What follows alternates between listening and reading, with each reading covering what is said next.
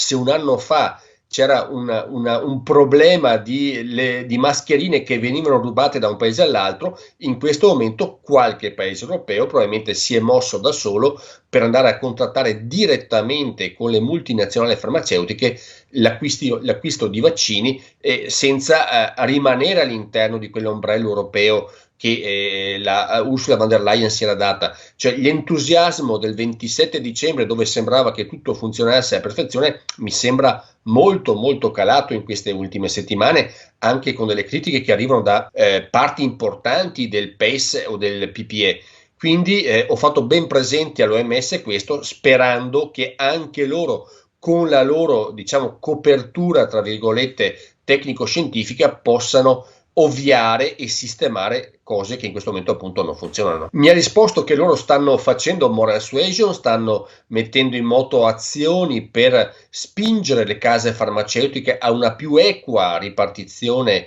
dei vaccini. Ha portato dei dati che vedono certi paesi, e parlo a livello mondiale, con incetta di vaccini rispetto ad altri che vengono completamente lasciati in fondo alla fila.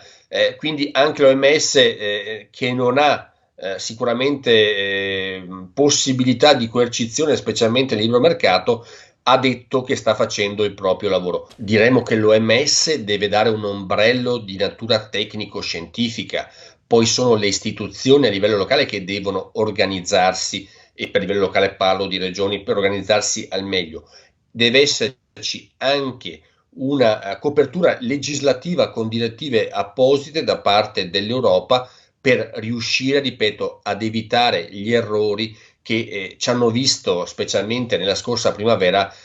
affrontare la pandemia in maniera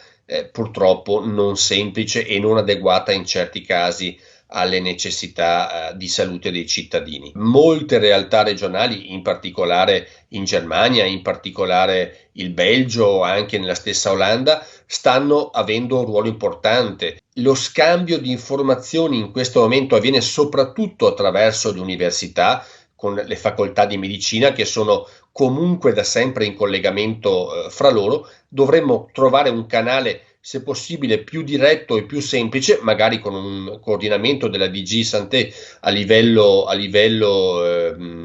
europeo, per riuscire, ripeto, a far sì che le novità, le buone pratiche, le cose che si scoprono durante la cura di una malattia appunto sconosciuta come questa possano essere divulgate e messe in pratica prima possibile.